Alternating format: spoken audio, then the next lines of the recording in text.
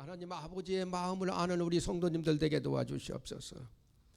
하나님 아버지가 무엇을 원하는지 순종하는 우리 성도님들 되게 도와주시옵소서.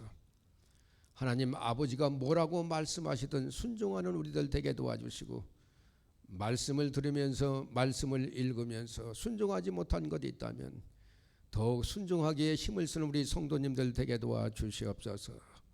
특별히 주님, 오늘 이렇게 말씀을 듣습니다.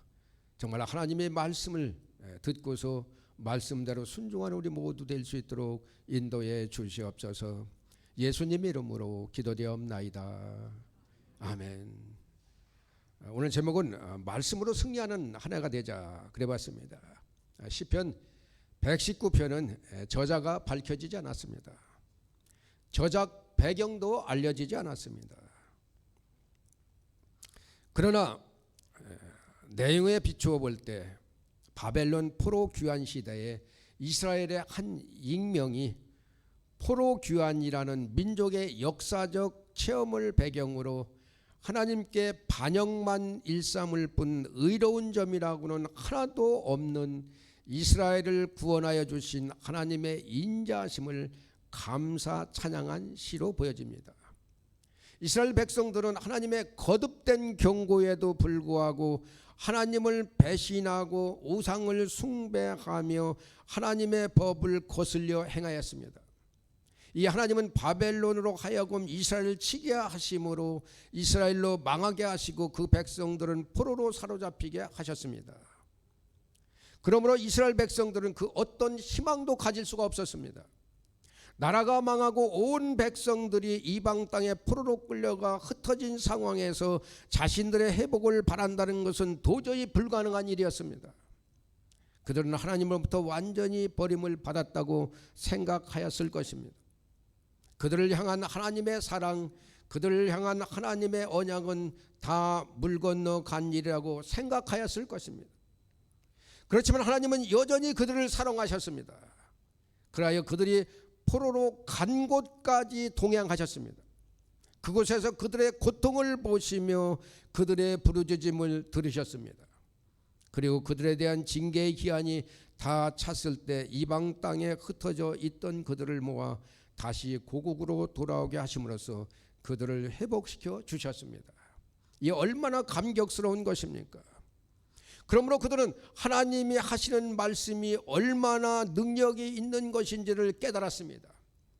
그래서 주의 법을 사랑하고 그것을 하루 종일 작은 소리로 읊조린다고 고백할 뿐만 아니라 하나님의 말씀을 지키려고 발을 금하여 모든 악한 길도 가지 않았다고 고백을 합니다. 사랑하는 성도 여러분, 하나님의 말씀의 능력을 믿고 선하심과 인자심의 영원함을 확신하고 비록 최악의 상황 가운데 놓인다도 하나님께 감사할 수 있기를 예수님 이름으로 축원합니다. 우리가 오늘 말씀을 통하여 영적으로 깨달을 것은 무엇입니까? 첫째는 말씀은 내 발의 등이여 내 길의 빛이라는 것입니다. 105절에 보면은 주의 말씀은 내 발의 등이여 내 길의 빛이니다라고 하였습니다. 이는 어둠을 밝히는 말씀에 대한 것으로 우리에게 매우 잘 알려진 말씀입니다. 주님의 말씀을 등과 빛에 비유하여 말하고 있습니다. 등과 빛은 밝음을 의미하는 것입니다. 누군가가 등이나 빛이 필요하다고 느낀다면 그것은 동시에 그가 거하고 있는 곳이 매우 어둡다는 사실입니다. 우리가 밥이나 음식을 간절히 원한다는 것은 배고픔을 그만큼 절실히 느끼고 있다는 뜻입니다. 마찬가지로 우리가 등이나 빛을 필요로 한다는 것은 현실이 어둠을 느끼고 있다는 또한 증거입니다. 이렇듯 우리가 살아가는 인생이 어둠 그 자체이며 혼란과 혼돈 그 자체임을 깨닫기에 인생의 등이 되고 빛이 되는 무언가를 얻고자 했을 것입니다. 그리고 그가 인생의 빛이 될 존재를 발견했는데 그것이 바로 주님의 말씀이라는 거예요. 사랑하는 성도 여러분, 인생에는 실패와 고통, 고난과 역경, 순풍보다는 역풍, 배반과 간교와 간악 등 어둠의 요소들이 많이 있습니다. 우리는 사랑하는 친구에게 배반을 당할 때도 있고 믿었던 사람에게 오해와 무시를 받을 때도 있습니다. 또한 우리가 원치 않지만 육신의 병에 들어 고통을 받을 때도 있습니다. 이 모든 것이 바로 어둠입니다. 이것이 어둠이라는 것을 인식하고 인생의 어둠을 깨닫는 데서 진정한 의미의 신앙의 여정은 시작됩니다.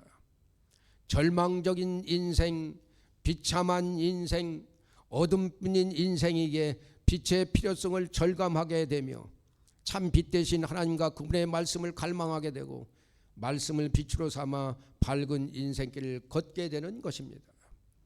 이와 관련해서 요한복음 제1장에 보면 예수님에 대해서 만물이 그로 말미암아 지은 바 되었으니 지은 것이 하나도 그가 없이는 된 것이 없느니라. 그 안에 생명이 있었으니 이 생명은 사람들의 빛이라 라고 말씀하셨습니다. 그런데 이 빛이 어둠을 비췄지만은 어둠은 깨닫지 못하고 오히려 그를 미워하고 배척하였다고 성경은 말씀하고 있습니다. 아무리 그들을 구원해 줄 큰 빛이 그들에게 왔다 할지라도 자신이 처한 어둠을 인식하지 못하는 사람들에게 그 빛은 무용지물로 여겨지는 것이며 심지어 미움과 배척의 대상이 되었다는 것입니다. 그 빛을 받으면은 인생이 아름답고 그의 길이 형통할 때인데 그 빛을 외면하고 세상의 길로 가는 것입니다. 사랑하는 성도 여러분, 하나님 없는 세상, 말씀 없는 세상은 그 자체가 어둠뿐임을 깨닫게 되기를 바랍니다. 하나님 없는 여러분의 인생은 어둠과 같은 절망과 저주뿐임을 깨달아 아시기 바랍니다. 그래야 할 때 우리는 참으로 빛을 갈망할 것입니다. 빛 대신 하나님과 그분의 말씀을 붙잡고 구원을 향해 생명을 향해 나아가는 우리 모두 되기를 예수님의 이름으로 축원합니다. 둘째, 말씀은 어떤 위기에서도 소망을 갖게 하는 참되고 온전한 힘이 됩니다. 107절에 보면 나의 고난이 매우 심하오니 여호와여 주의 말씀대로 나를 살아나게 하소서라고 말씀합니다. 이미 25절에 보면 내 영혼이 진토에서 붙어 싸우니 진토에 붙어 싸우니 주의 말씀대로 나를 살아나게 하소서라고 말씀을 재반복하고 있습니다. 여기서 진토는 일반적으로 무덤 음부를 가리키는 말로 내 영혼이 진토에 붙었다는 말은 그가 마치 흙에 묻힌 시체처럼 아무런 소망도 가질 수 없는 극심한 고난 속에 있음을 말하고 있는 것입니다. 그러나 그는 그처럼 극심한 고난 속에서도 포기하지 않고 자신의 회복을 염원하고 있었습니다. 사람이 이처럼 극한 고난 속에 던져지면 그 소망까지도 쉽사리 포기한 일이 비일비재합니다. 즉 자포자기하고 이제 나는 끝이라고 자인하게 되는 것입니다. 그러나 본문에 보면 이 시는 그 자리에서 포기하지 않았습니다. 그럼 도대체 무엇이 그로 하여금 이처럼 불굴의 의지를 갖고 살게 한 것입니까? 오늘 말씀을 보시기 바랍니다. 그 자신이 극심한 고난 속에서 살아나게 될 수 있는 근거로 하나님의 말씀을 지목하고 있습니다. 즉 하나님께서 과거에 자신에게 말씀하셨던 것처럼 죽음 가운데 처한 자신의 형편을 보시고 구원을 베푸사 살리시며 그 인생을 회복하여 달라고 간구하고 있는 것입니다. 이러한 간구를 올릴 수 있었던 것은 바로 그 말씀의 구원의 능력, 소생과 회복의 능력이 있음을 믿었기 때문인 것입니다. 하나님의 말씀이 지닌 이처럼 확실한 구원의 능력, 소생의 능력, 회복의 능력을 예시하는 내용들이 성경에 너무나도 많이 나와 있습니다. 복음서를 보면 살아계신 하나님 자신이신 예수 그리스도께서 말씀을 선포하실 때에 어떤 일이 일어났습니까? 그 말씀으로 죽은 자가 살아나고 병든 자가 일어나고 눈먼 자가 눈을 뜨고 귀신 들린 자가 자유함을 얻고 죄악의 노예가 된 자들이 회복과 치유를 경험했습니다. 이는 구약시대의 선지자들의 역사와 사도들의 행적들을 통해서 발견되는 일이기도 합니다. 또 그 말씀은 한 개인만이 아니라 공동체와 민족이 처한 위기와 어려움, 극한 난관을 타게 하는 힘이 되기도 하였습니다. 이러한 하나님의 말씀이 지닌 회복과 소생의 능력, 구원의 능력을 너무나 현저하게 부각시켜주는 대표적인 기록이 있다면 바로 에스겔서 37장입니다. 하나님이 이상 가운데 해골로 가득한 골짜기에 에스겔을 서게 하시고 그로 하여금 하나님의 말씀을 대언하게 한 사건을 들 수 있습니다. 여기서 골짜기에 가득한 해골은 하나님의 징계로 난 극심한 고난으로 살 소망까지 끊어진 이스라엘의 영적인 실체를 반영하는 것이라 할 수 있습니다. 에스겔 당시 이스라엘은 바벨론의 포로로 잡혀가 도무지 그들 자신의 힘만으로는 회복도 소생도 기대할 수 없는 상황이었습니다. 그러나 그런 그들이 살아날 수 있음을 하나님은 이상을 통해 에스겔에게 보여주셨습니다. 하나님은 에스겔에게 다른 것을 요구하지 않으셨습니다. 그저 그 뼈들에 대한 하나님의 말씀을 대언하라고 요구하셨습니다. 에스겔은 그 말씀대로 순종하여 하나님 말씀을 대언하였습니다. 이때 그는 놀라운 일을 목도하게 됩니다. 바로 죽었던 뼈들이 움직여 서로 연락하고 거기 힘줄이 생기고 살아오르며 가죽이 덮이고 마침내 생기가 들어가 살아 움직이는 사람이 된 것입니다. 여러분, 이런 이상을 하나님이 보여주시는 이유가 무엇입니까? 하나님 말씀이 바로 대언되고 선포되고 그 말씀을 확신하고 그 말씀을 의지하는 자들에게는 어떤 환난과 고통, 절망 중에도 소망을 지닐 수 있음을 교훈하고 있는 것입니다. 사랑하는 성도 여러분, 우리 삶 가운데도 여러 가지 고난과 역경이 따를 수 있습니다. 때로 헤아리기 힘들 정도로 감당조차 할 수 없을 정도로 혹독한 고난이 찾아오기도 합니다. 마치 그 자신 스스로 마음의 사형 선고를 내려야 할 정도로 절망스러운 상황이 닥치기도 합니다. 그러나 그때에도 우리는 소망을 잃지 말아야 됩니다. 소생과 회복과 부흥을 꿈꿀 수 있습니다. 왜 그렇습니까? 바로 하나님의 능력의 말씀, 항상 있는 영원하신 말씀이 우리에게 있기 때문입니다. 사랑하는 성도 여러분, 하나님께서 말씀에 의지하는 자, 하나님께서는 말씀에 의지하는 자, 그 말씀을 붙드는 자를 사망의 음침한 골짜기 절망의 수렁에서도 올려오실 것이며, 하나님의 말씀이 얼마나 신실하며 확고부동한지를 참 드러내 보이실 겁니다. 사무엘하 22장 31절에 이렇게 말씀합니다. 하나님의 도는 완전하고 여호와의 말씀은 진실하니 그는 자기에게 피하는 모든 자에게 방패시로다. 하나님의 말씀을 믿는 여러분에게 하나님의 말씀의 능력이 나타나기를 예수님의 이름으로 축원합니다. 세 번째는, 말씀으로 무장된 성도는 고난과 역경의 상황 속에서도 감사와 찬양을 쉬지 않습니다.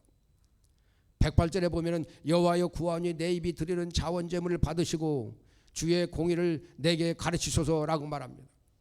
자원 제물이란 하나님께 감사하는 마음으로 드리는 제사로서 화목제에 속한 제사입니다. 레위기 7장에 보면 5대 제사로 지칭되는 번제, 소제, 속죄제, 속건제, 화목제 등에 대한 규례가 소개되어 있습니다. 이들 각각은 나름대로 기능과 용도가 있지만 그 중에 화목제는 하나님께 무엇을 바라는 목적으로 드리는 제사가 아니라 하나님께서 베푸신 은혜와 축복에 감사함으로 감격하는 마음으로 올려드리는 자원의 제사이며 감사의 제사인 것입니다. 지금 이 시를 쓴 사람은 기록할 당시 매우 어려운 형편 가운데 있었습니다. 앞날은 장담할 수조차 없는 극심한 고난의 상황, 지금 당장이라도 하나님께서 그를 돕지 않으시고 구원하시지 않는다면 그 인생은 끝나버릴 절박한 상황에 놓여 있었던 것입니다.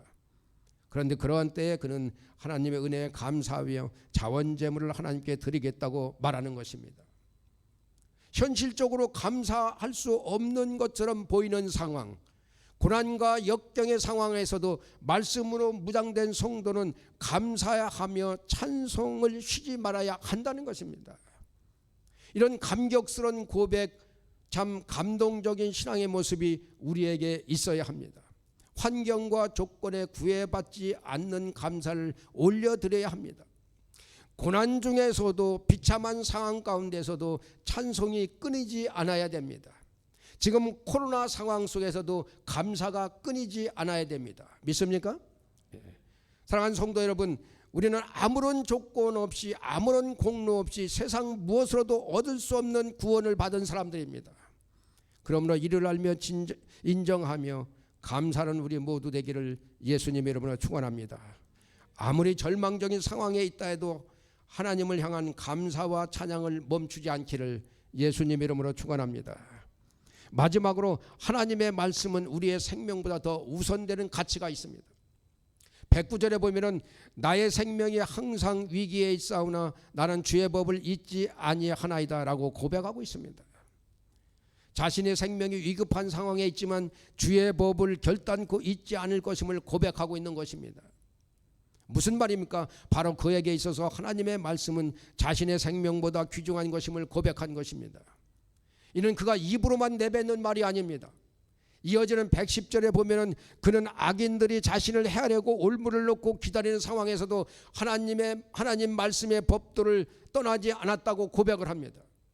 즉 자신이 하나님 말씀을 지키는 길목에 악인이 올무를 두고 기다리고 있음을 알고 있음에도 그는 악인의 괴계에 휘말려 목숨을 잃을지언정 하나님 말씀의 법도를 떠나지 않았다는 것입니다. 이러한 고백을 보면 성경에 떠오른 인물이 있습니다. 바로 다니엘입니다. 여러분, 다니엘은 젊은 시절 바벨론에 포로 잡혀가서 온갖 고난과 질고를 겪어야만 했습니다. 그러나 하나님과 동행함으로 또 하나님의 은혜로 바벨론과 메데 바사의 3대 제국의 총리 자리에 오른 영예를 누리게 됐습니다. 제국이 격변하는 가운데서도 그는 모든 이들의 존경과 신임을 받았던 것입니다. 그런데 그가 쌓아온 명성, 그가 누리는 권력과 영예가 하루아침에 무너질 위기에 봉착하게 된 일이 있었습니다. 바로 그를 시기하던 다른 권력자들, 방백들이 그를 파멸에 빠뜨리기 위해 덫을 놓고 올무를 매설한 것입니다. 다니엘을 시기하던 이들은 다니엘의 성실함, 충직함, 온전함을 잘 알고 있었습니다. 다른 이유로는 그에게서 흠조차 발견할 수 없었기에 그들은 그의 신앙적인 삶을 파멸의 올무로 이용하려고 하였습니다. 즉 그들은 왕을 향하여 30일 동안 금령을 세워 왕을 신격화하여 왕외의 다른 신에게 또 기도하지 못하도록 하고 이를 어기는 자는 사자굴 속에 집어넣는다는 왕명을 공표합니다. 왕은 다니엘을 죽이려는 그들의 음모를 꿰뚫어 보지 못하고 그로 인해 그들의 원하는 것을 허락해 주고 그것을 제국 전역에 반포하였습니다. 따라서 만일 다니엘이 신앙을 지키고 기도를 한다면 그것은 대적자들의 매설한 올무와 덫에 스스로 빠지는 것이나 마찬가지입니다. 물론 그가 자기 목숨만을 아까워하고 자신이 누리는 권좌에 연연했다면 그는 결코 신앙의 길을 걷지 않았을 것입니다. 그러나 그는 모든 것에 연연하지 않았습니다. 그는 자기 목숨보다 자기가 누리는 권세나 영예보다 하나님 말씀을 지키는 것을 더 소중하게 생각했습니다. 그리하여 전에 행하던 것처럼 하나님께 기도했습니다. 그것이 자기의 목숨을 추계와 같이 사자굴에 던지는 것임을 너무나도 잘 알고 있었지만 목숨을 구걸하기 위해 자기 영예를 지키기 위해 신앙을 버리는 비굴한 모습을 보이지 않았던 것입니다. 오늘 말씀에서 볼 것이지 이 시의 저자의 신앙 그리고 믿음의 사람 다니엘의 신앙이 과연 우리에게도 있냐는 것입니다. 하나님 말씀을 목숨보다 더 소중히 여긴다고 말할 수 있냐 이겁니다. 말씀으로 인해 손해가 따르고 희생이 따르고 불이익이 따라온다 해도 그 말씀을 지킬 수 있냐 이겁니다. 이 시간 여러분에게 있어서 가장 중요하고 고귀한 가치는 무엇인지 한번 정직하게 뒤돌아보시기 바랍니다. 사랑하는 성도 여러분, 하나님 말씀이 여러분이 소유한 재산, 명예, 권세보다 여러분이 지니고 있는 유일한 생명보다 더 귀중하고 고귀한 가치가 있다고 믿으십니까? 그 모든 것 또 유일한 생명을 내어놓을지라 할지라도 결코 말씀을 저버릴 수 없다고 말할 수 있습니까?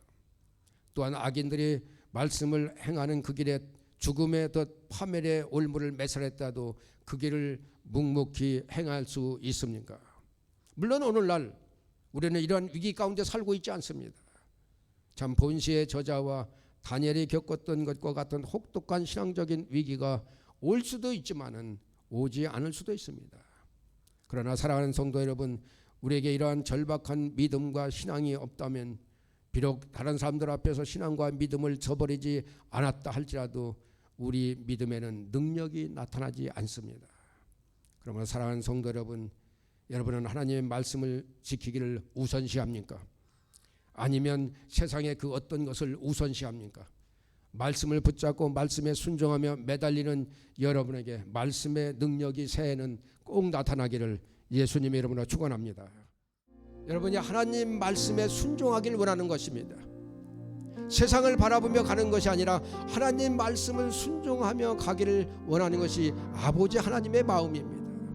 여러분, 말씀을 들으면서 말씀을 읽으면서 여러분이 하나님 말씀에 순종하지 못하는 것이 뭡니까? 하나님은 그 말씀을 순종하기를 원하십니다.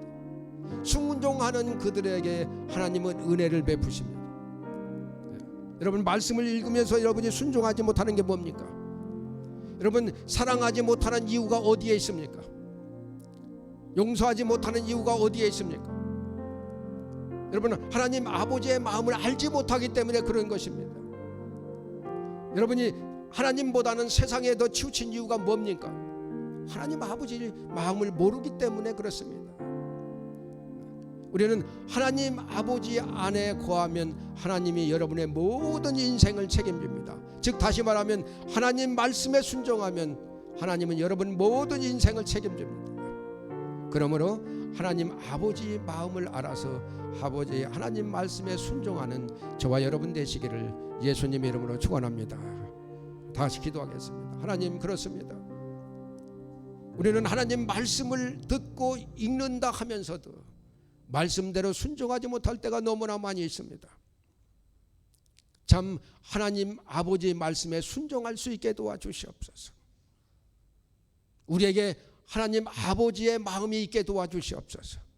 하나님 아버지의 그 사랑의 마음이 있게 도와주시옵소서. 그 용서의 마음이 있게 도와주시옵소서. 또한 세상보다는 하나님 아버지를 먼저 생각하는 그 마음이 있게 도와주시고 오로지 하나님 말씀에 순종함으로 하나님의 놀라운 능력의 역사가 일어나게 도와주시옵소서. 우리가 세상에 취해 있을 때는 하나님 아버지의 능력이 나타나지 않습니다. 온전히 하나님 아버지 말씀에 거할 때 하나님 아버지의 능력이 나타나는 것입니다. 하나님 참 대면 예배를 드리든 비대면 예배를 드리든 이 성도님들에게 새해는 하나님의 말씀의 능력이 나타나게 도와주시옵소서. 하나님 아픈 자들에겐 치유의 역사가 나타나게 도와주시옵소서. 길이 막혀있는 자에게는 말씀으로 그 길이 뚫어지는 역사가 있게 도와주시옵소서. 하나님 무엇이든지 원하는 것 하나님은 다 하실 수 있습니다. 단지 우리는 하나님 말씀대로 순종하지 못하기 때문에 문제가 있는 것입니다. 하나님 말씀에 순종함으로 하나님의 말씀의 능력이 나타나는 우리 모든 성도님들 될 수 있도록 역사해 주시옵소서.